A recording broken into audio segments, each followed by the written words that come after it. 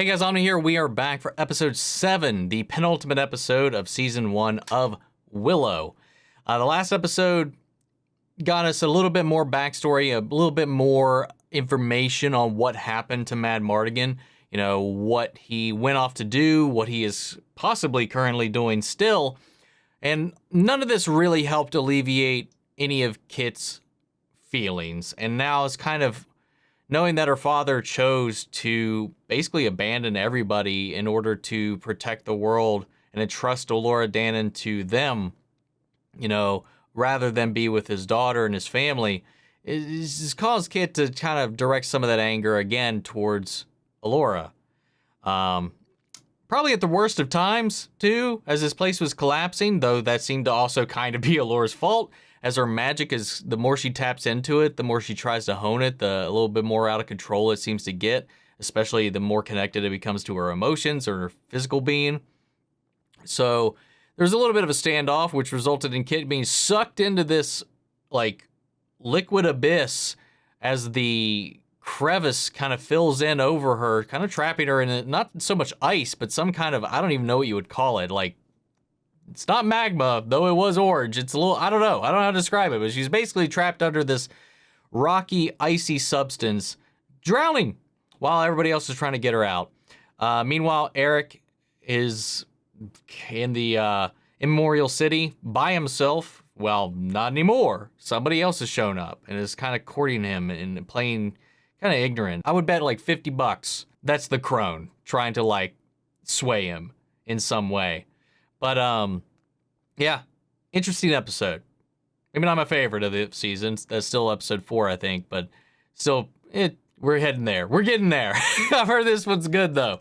So let's go ahead and strap in, guys. Remember, if you enjoy the reaction, make sure to subscribe if you're not already. Leave a like. It would really, really help us out. And if you want to see the full-length reaction, check it out over on Patreon, or if you become a member of the channel, it gives you access as well. It's a watch-along format, so you would need your own footage to sync up with the time codes and reaction to the entire episode. You get the same thing for all the other shows and movies that we cover here on the channel. You also get to suggest and vote on what movies we react to each month. We got monthly Q&As, behind-the-scenes footage. We're trying to make it worth your while since you are going to way support the channel. But yeah, with that all said and out of the way, guys, let's go ahead and hop into the penultimate episode, Beyond the Shattered Sea. Here we go. Somewhere beyond the shattered sea, somewhere waiting for me. And you've tried to leave. I did. I walked for days or weeks. But somehow the city, it brought me.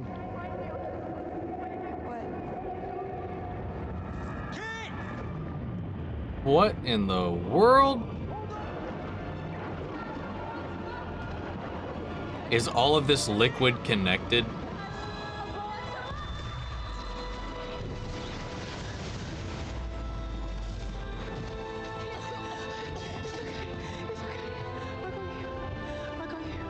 So if they swim straight down, can they make it to Arik? There's just all this orange, yellowish goo connected. I'm almost 100% certain it's the same stuff that they were talking about being manufactured there.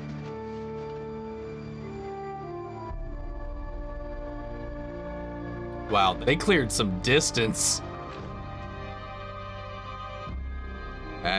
We saw this image in the where the maps end and our final test trailer. It's a beautiful shot.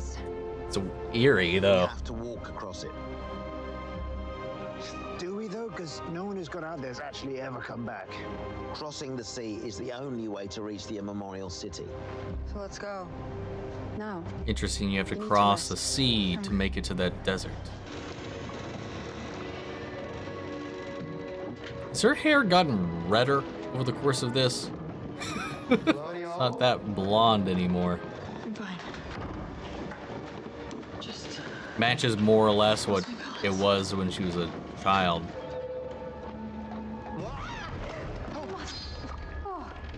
I'm dreaming. Yeah, saw that coming. prove that That looks familiar. You have coin.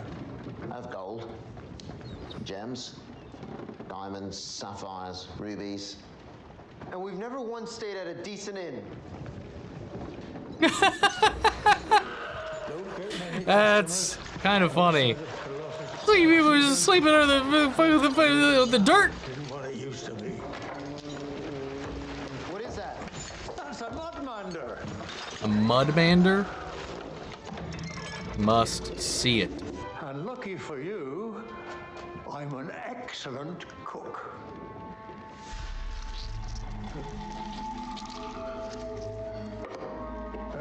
Sup up, everyone. Yeah. No, I'll pass. Can't move without popping a little squirt, can he? I was a warrior, paladin of Kashmir. So it took an arrow to the knee. No, hang on a minute. That is a different quest. Now, this one was to find an enchanted. He's mixing up his stories. Well, all these quests and See, this is why you need a quest log. Looking at you, Elden Ring. blended together, and in the end, turned on each other, murdered each other.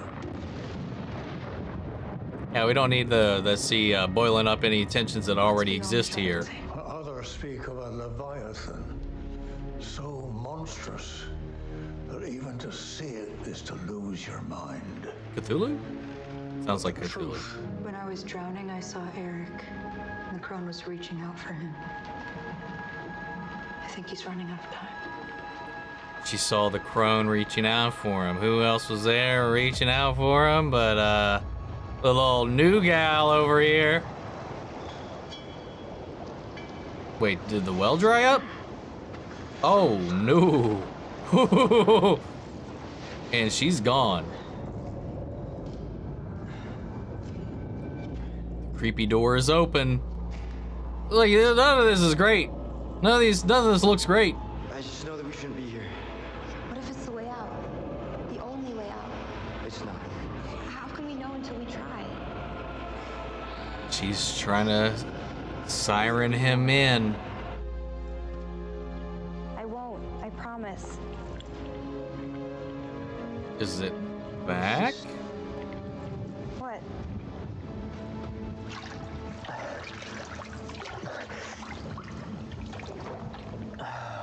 There were rumors of a secret sect that worshipped some sort of ancient blood magic called the Order of the Worm.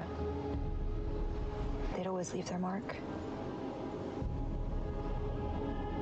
One night they fought their way That into it? the tower, killing the guards and kidnapping the princess. You were merciless when I told you that I was a Not prince. about it. No. Actually, I'm the Prince of Tears. You want to scrub some laundry on my abs? Actually, I didn't. First of all, I don't sound like Yeah, that. you kinda Second of do. all, I kind of don't. You do, but you're less obnoxious than I expected. Yeah, she's projecting all this onto him. He hasn't even remotely tried anything. Rough weather coming on. Best wait it out. You know what? Maybe he's right. I mean, I don't know. What's one more day when you're gonna Wait, be what? trudging across the shadows? Oh, who likes their scramble? You could have just said poached. We gotta get out of here right now. Yeah, it's a trap, man. Oh! So this thing can shapeshift into people, too.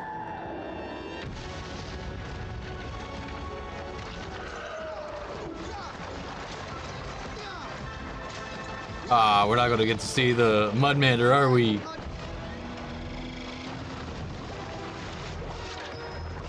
What in the world?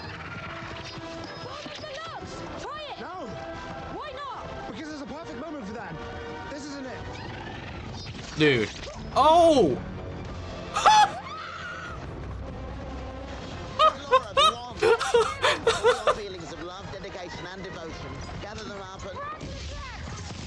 Close. Hell yeah, dude. Oh, where's he at? This one's my favorite one. This one's badass. Avada Kedavra. Ooh. Oh! Whoa!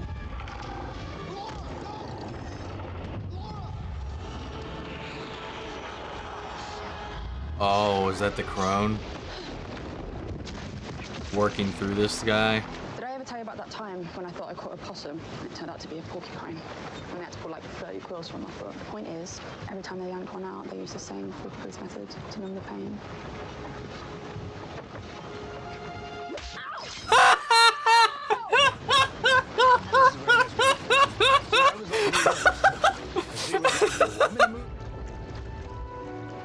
That's it. Aw.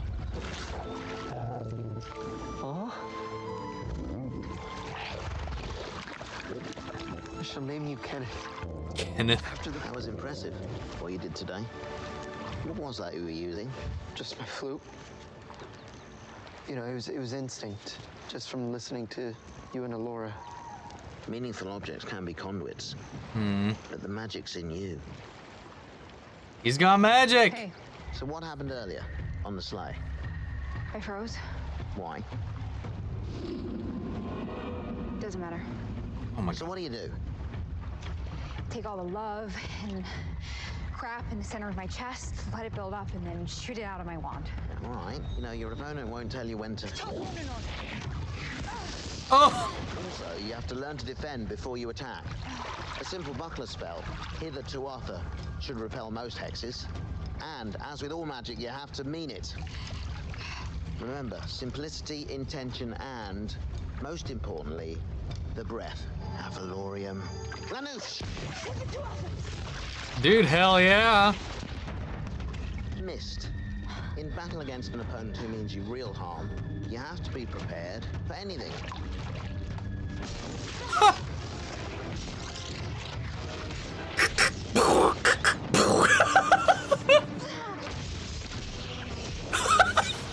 On the spot. Now. Elora isn't the only one that needs to get ready for a fight.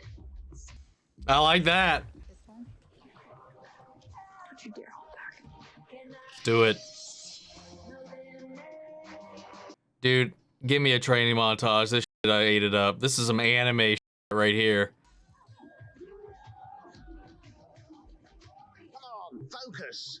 Not on your petty rivalries, but on what you're doing.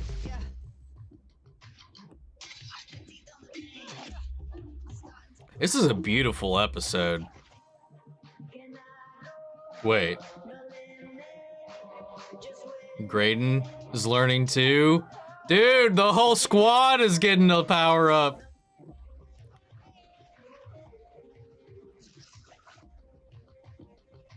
Spelliarmus. Stupefy. Kind of wish his magic was a little more set up. It does complement his knowledge of it all, which helps him a lot. I know what you're doing. That's a gorgeous shot. I love the And this colors. is blue. But it does accentuate his knowledge and all that he would have something to come out of it, which is nice. Though I still feel like there's more to his possession that we don't know about, and maybe it's linked to whatever this energy is. That's the strategy. I love you. Oh, You've heard power of it. play. Your doubt, jealousy, pride, hunger. Accept those parts of yourself, because it's the only way you'll ever master them. I want you to be honest. Oh, what the? Whoa. Willow! No! Crone's feared you since before you were born. She'll try and weaken your resolve, manipulate you. Oh, not really any of your concern, is it? It Good is if she God. succeeds. Just get me where we're going. Then what? I'll kill the witch. I hate this I wasn't bullshit. happy. You don't do what's expected of you? Nothing's expected of me. So what are you gonna do? Just be the best brother and husband and father and son that I can possibly be. Because that is what you do. When you have honor, right? What do you want? To be free, to follow my impulses. Oh, I can't. Right. That was done. No, I'm sorry. don't be. I really do love. Dove. Yes, and I have to get back to her. It took him a minute to snap out I of think that, maybe though. I know a way. You can go home. You are the one that brought me here. I don't know why Mad Mardigan did whatever he did. I don't even remember him, but I don't believe that he chose me over you. And I don't believe that he didn't love you. Choosing you is choosing her, though. That's the thing that she's not getting. Like, in order for her to have a world to grow up in, you've got to stop this stuff. Killed us. I had to do it. I didn't have a choice. What did he do? Oh, did he put it? Oh, God. Sick. If I didn't even die. Well, now we're gonna die. We have to walk. That's what you said. They walk across it. They've been cheating. I'll do whatever you want. Aw. When I was a kid, I used to play at being a sorcerer, visiting strange worlds, fighting monsters. Never thought I'd actually really do it, let alone with Elora Danan. I know you're gonna save Arik, and you two will go off together, because you love him. And while I don't love him, I do love you. Graydown. It's okay. Not asking you to love me back. I just wanted to tell you because without you, I never would have become the man I've always wanted to be. No.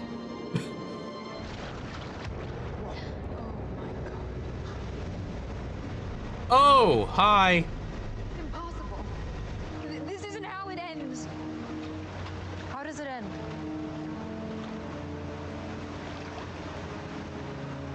In the immemorial city, with the wand broken. Me. Dead. What? Is what Willow saw in his vision all those years ago. The reason why Sorsha didn't want him to trade me. She showed me. The crone. You've been, what, communing with her? Great. Just great. She led us right here. I thought I could change it. I just want to go home.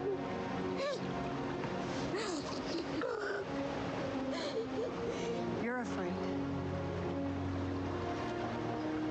So am I. But you know what? My fear, it doesn't get to decide. It doesn't get to define me. I'm not giving it the power. I have never believed in anything. My whole life, I believe in you. I don't know. That came out of nowhere. You do. You both do.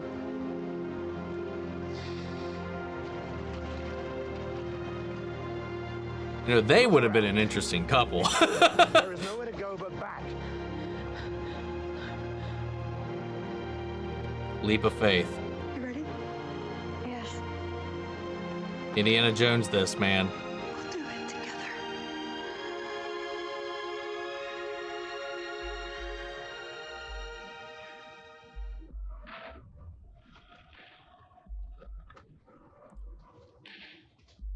He got an evil haircut.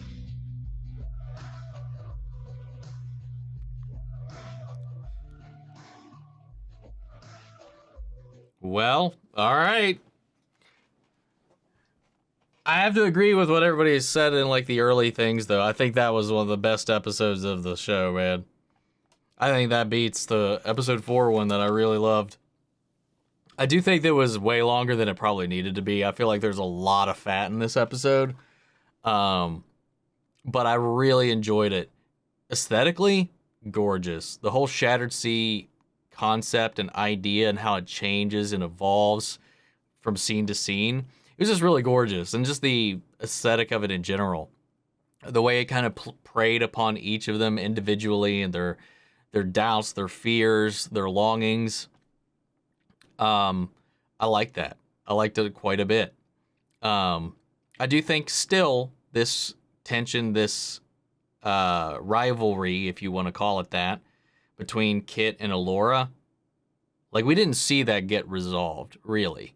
Like they were at each other from the beginning of this episode, and then like Kit had like a conversation with Jade, it seemed like, and maybe just kind of watched and then just kind of flipped on a dime. And I believe in you. I think that was a little rushed. I feel like we needed a little more meat to that to have Kit get from where she was in the beginning of this episode to where she ended up with her being willing to take a dive off of that. Just from their one little interaction, I don't think that was enough to get us there. I did like it, though, and it was really beautiful. And I like the whole leap of faith concept that they had at the end. That this sea goes on as long as you pretty much let it control you. You know, it's kind of like got like a hold on your mind. You know, even while they're there, the crone's kind of like, I guess just from where, I don't know, at what point, I think it was when that gale touched her, was when the crone has just kind of been creeping in her mind. I wish we could have seen more instances of the whispers of her seeing her death. We saw Willow see it. We saw Willow dream of it, but we didn't see her wrestling with that. I feel like there's bits and pieces from this episode that are kind of missing, but it was still really good. Yeah, I still really enjoyed it. The action, the chase, that was fun. That was my favorite Gale, by the way. That one that looks like straight out of a Guillermo del Toro movie. That was fun. And the crone's been baiting her, and even like to the point where she learned to hone its own magic. And then the revelation of this, I don't even remember. Did we even get her name? I don't remember. The girl that arrived with Arik and was just kind of feigning ignorance of the whole situation, ended up being the one who brought him there. Again, I think it was like pretty obvious she was going to be crone or crone adjacent. You know, playing this whole manipulation game, tearing down his walls and stuff like that to bait him into drinking the water more, which is all this whole thing has been, getting him to drink the water, this evil that they have set up, that the trolls have been brewing for the crone and all this, and it's kind of floods back here. Though I'm curious what is behind that door. Is it a door to the worm? Is the worm what Mad Mardigan's dealing with? Or is that something that is still off in the distance and maybe something they want to explore later in another season, if they were to have gotten one? I don't know, I got a lot of questions about that. Graydown out of nowhere actually having magical powers was kind of a shock and surprise. No longer just the bard.